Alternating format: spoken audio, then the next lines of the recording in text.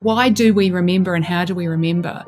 And memory depends on attention, what information we take in, and what information we filter out. And our pregnant brains have been reorganized to focus in on keeping this new little human alive. Dr. Sarah McKay, she's a neuroscientist, she's a speaker, she's the founder of Think Brain and the Neuroscience Academy suite of training programs.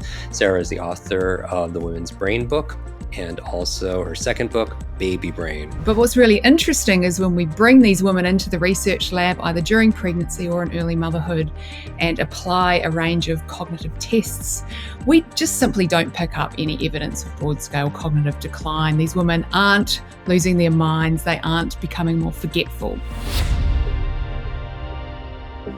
Welcome back to the Kwik Brain podcast. I am your host and your brain coach, Jim Kwik of Kwik Learning, where we help people to learn quickly. And I want to thank you for tuning in to this episode. We're going to talk about why people, quote unquote, change once they become parents. And so your question for you today is, what happens to our brains when we become parents? If you are a parent, if you have a parent, if you plan to be a parent, if you know a parent, if you employ a parent, it would be a nice way of understanding, as many of you are geeks and nerd out about the brain and neuroscience. This is a topic that's interest of me personally. This is why I wanted to have this conversation. Many of you know in the beginning of the year, I became a first-time parent, first-time dad. And I think my brain is changing a little bit as well. Could be the sleep deprivation. I don't yet know, but I think we'll get insight today. And our guest is back. This is Dr. Sarah McKay. She's a neuroscientist. She's a speaker. She's the founder of Think Brain and the Neuroscience Academy suite of training programs. Sarah is the author of the Women's Brain book and also her second book, Baby Brain, which we're going to be having a discussion about today. The surprising neuroscience of how pregnancy and motherhood sculpt our brains and change our minds for the better. Probably most importantly, Sarah is a mom of two teenage boys and a wife and so much more we're going to go into in this conversation.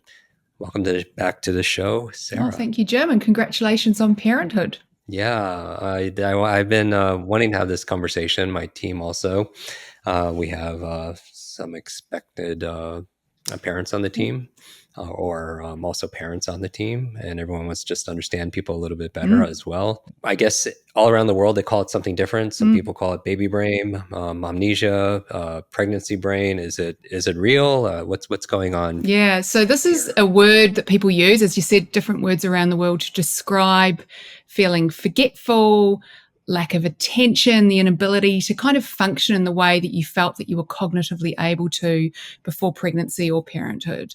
And if we look at women, around 4 out of 5 women will put their hands up and say, hey, yes, that's me. I feel that way. But what's really interesting is when we bring these women into the research lab, either during pregnancy or in early motherhood, and apply a range of cognitive tests, we just simply don't pick up any evidence of broad-scale cognitive decline. These women aren't losing their minds, they aren't becoming more forgetful. There is one point when we do, in some women, in some studies that have been done, detect maybe a point score less on a test of perhaps something like verbal memory or numerical reasoning, doing maths equations, and that's in the 3rd trimester of pregnancy, which is, we know, when the brain is undergoing this significant reorganization. However, other studies have also gone in and looked at that precise moment, that 3rd trimester of pregnancy, and also found cognitive enhancement for other types of skills in there. Yeah, so we've got quite a paradox here. We've got the experience of women saying, hey, the subjective experience of feeling forgetful, and then the objective lab testing saying, hey, look, we're not really picking anything up. So what's going on in the middle there? And that's essentially what I wanted to write a book about. And also, I'll confess, I didn't experience baby brain when I was pregnant or in early motherhood, but I think it's quite important to point out I didn't expect to forget. It wasn't part of my kind of understanding of pregnancy. It wasn't part of my lexicon that I would forget. And certainly as a neuroscientist, when I was told that this was a thing, I just sort of dismissed it. I thought, what would Mother Nature's intention be to make women kind of more stupid during pregnancy and motherhood?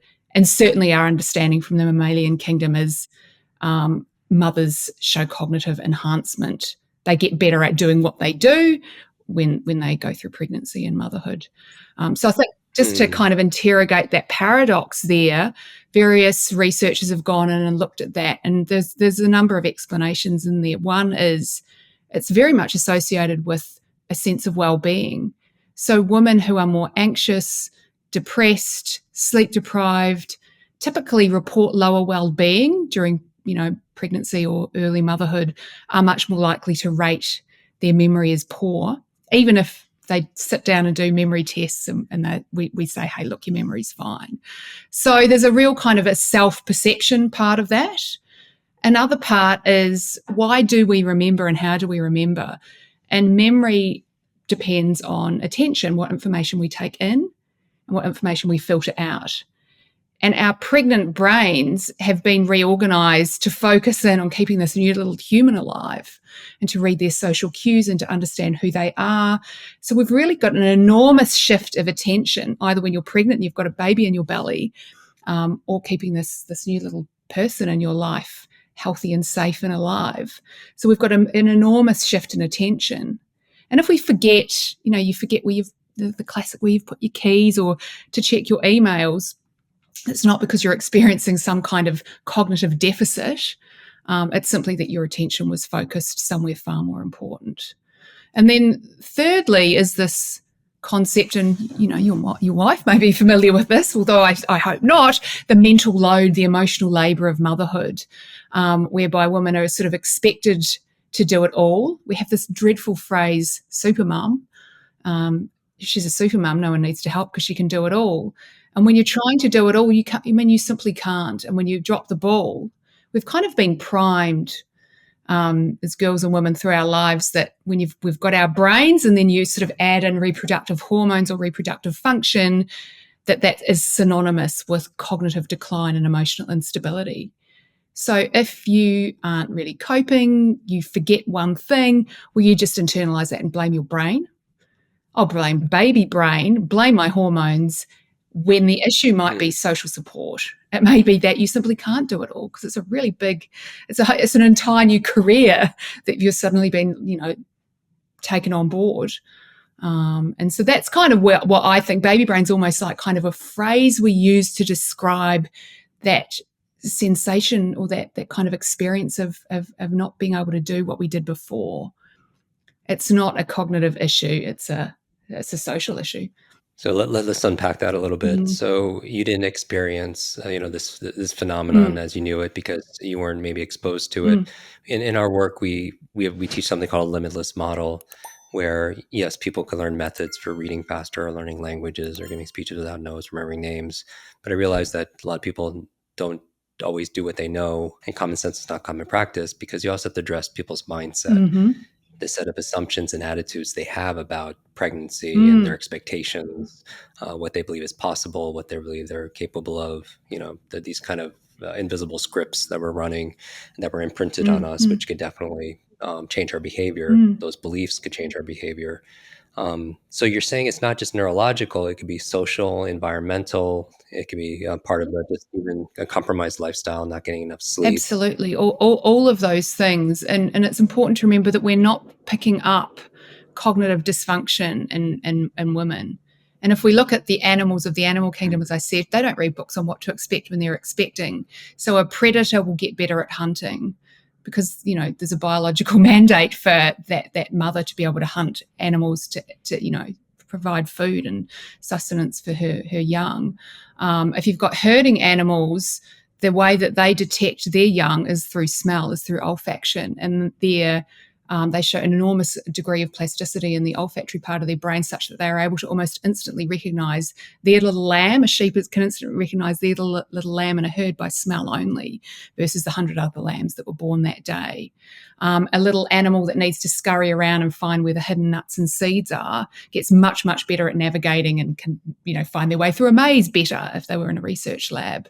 So what we see is these kind of ecologically relevant improvements in cognitive skills and behaviours. And we see the same in humans. So when a baby is born, it can't use its words to tell you what it needs, can it? It's got kind of a couple of social cues that it uses. It's got its cuteness, its cute little face, its unbelievable smell. You just kind of want to go and grab the little bit and pick it up and, interact with it because it's so cute. So you're drawn to that baby. And we've also got a baby. What else does it do to let you know it's not feeling very happy? It cries.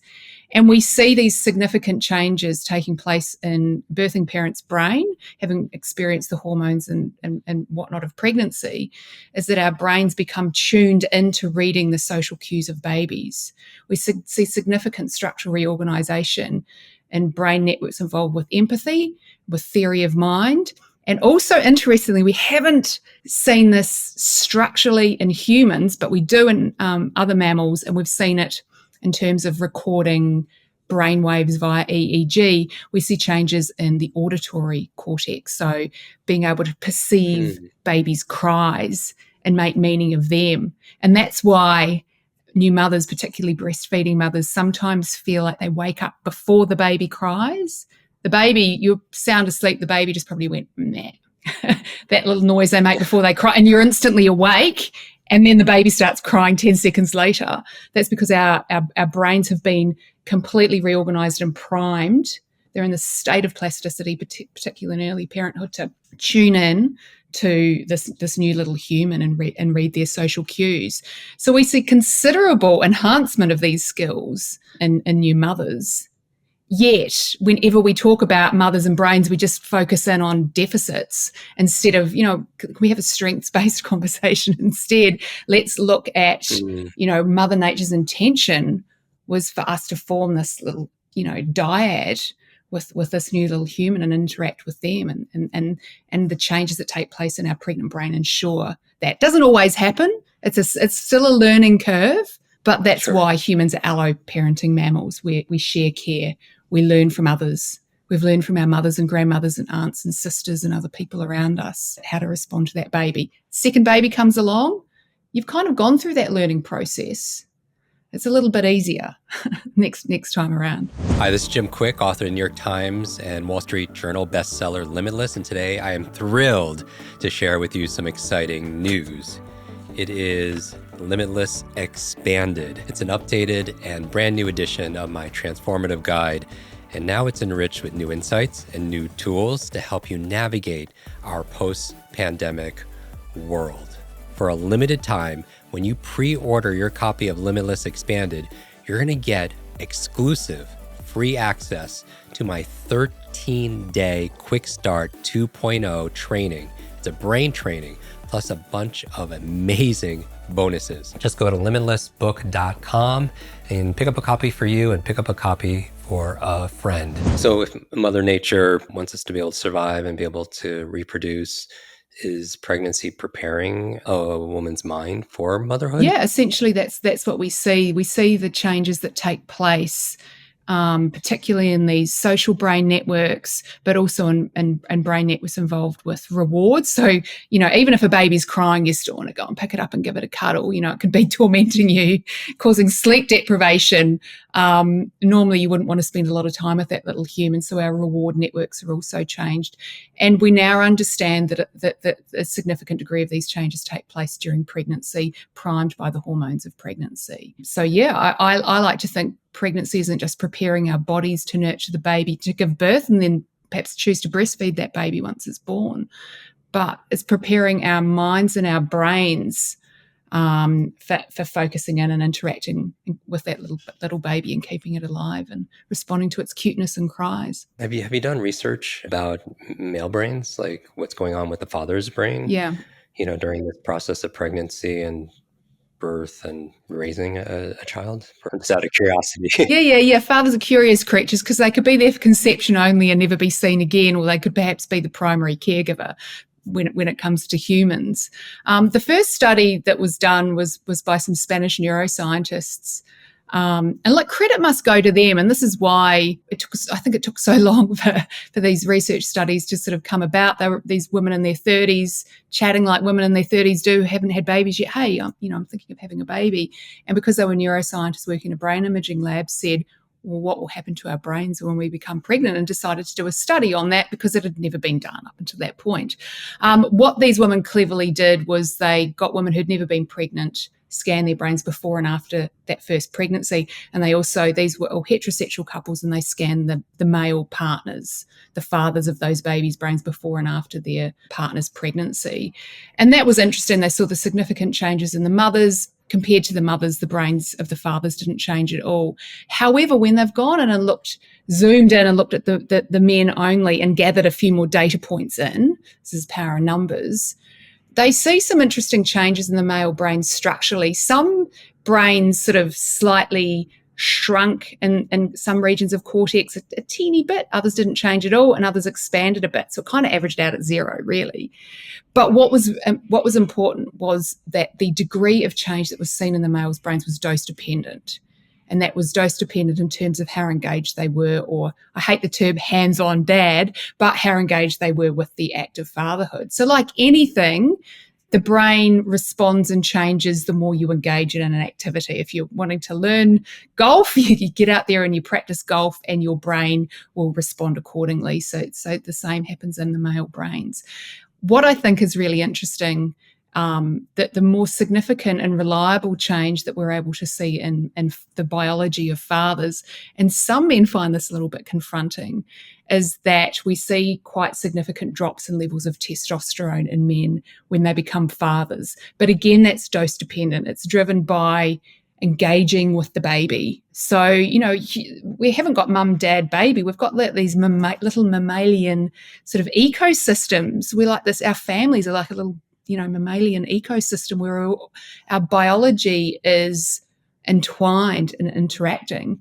And we don't know why testosterone drops when men engage with babies. But one idea out there is that, what does a high T guy do with high levels of testosterone? He wants to kind of go out into the world and hunt and gather and, perhaps find another woman to have more babies with. A guy who's interacting with a baby and his testosterone's lower is much more likely to kind of engage with the baby and help share the care. And it's, again, this might be Mother Nature's kind of evolutionary mandate to kind of ensure that babies are cared for by as many able, loving adults as possible. So all of our biology changes when we interact with these little babies, and it really changes in ways to ensure the survival of the baby and the care of the baby. So, we weren't meant to parent alone. Humans are alloparenting mammals, which means we're meant to share parental care amongst all of the adults kind of in that family, and our biology changes.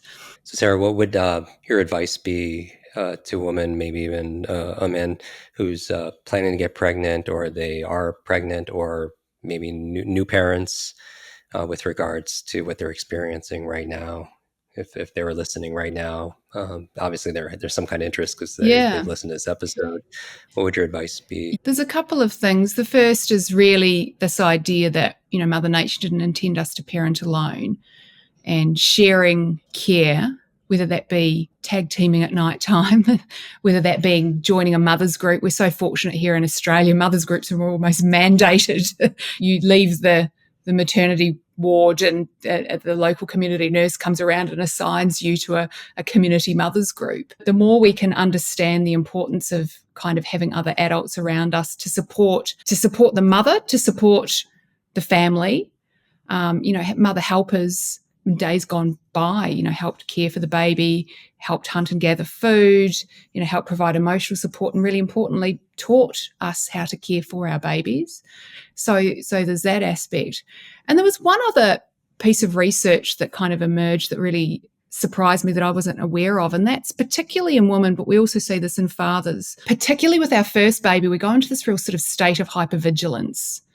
And that's actually quite useful and important because, again, we want to keep our baby alive, and we want to kind of be alert to any threats. So we are in a state of hypervigilance, and that naturally should tail off by about 5, 6, 7 weeks postnatally. If that sort of state of hypervigilance persists, it can turn into what we would call anxiety, can turn into a clinical condition that can sort of start to interfere with daily life. But to understand that the first sort of month or two, you are in a state of hypervigilance, and how that manifests in many, many mothers and also some fathers as these catastrophic intrusive thoughts about something terrible happening to the baby. I remember being convinced my baby was going to fall out of a window or down the stairs, and I was too scared to carry him into a room, and I could only stand in the middle of the room, not go near a window. I couldn't go out in the balcony of my apartment building. I was convinced some terrible thing was going to happen to the baby, or I was going to hurt him in some way. And that's really, really normal. We don't often talk about that. And that's the kind of the meaning our minds are making of this state of hypervigilance that we find ourselves in. And I sometimes think when we understand how normal that is, that normalizes the feelings that we have, and it depathologizes them and it decatastrophizes them. If it persists for a couple of months, then you've got to reach out and get help, because it could turn into a mental health issue. But to understand, particularly for first babies, that's quite normal. And again, Mother Nature's just sort of ensuring you're focusing in on keeping your little baby alive. There's not something wrong with you. Dr. Sarah McKay, the name of the book is Baby Brains, The Surprising Neuroscience of How Pregnancy and Motherhood Sculpt Our Brains and Change Our Minds for the Better. Dr. Sarah, where can people get their copy of the book? Yeah, so, well, if you're in Australia, it's in all good bookshops. If you're outside of Australia, you'll be able to grab a copy on Amazon. It's available as, an ebook globally. Download onto Kindle or whatever your ebook is, and there is also an Audible version that you can listen. And how do people connect with you? My website's the best. That'll feed you off into social media or my books or courses, etc. So drsarahmckay.com. And I'm also spend most of my time in social media on Instagram. Again, Dr. Sarah McKay. Well, make sure you follow her there. As always, we'll put a list of links to the books, to her website, social media, and so much more at jimkwik.com/notes.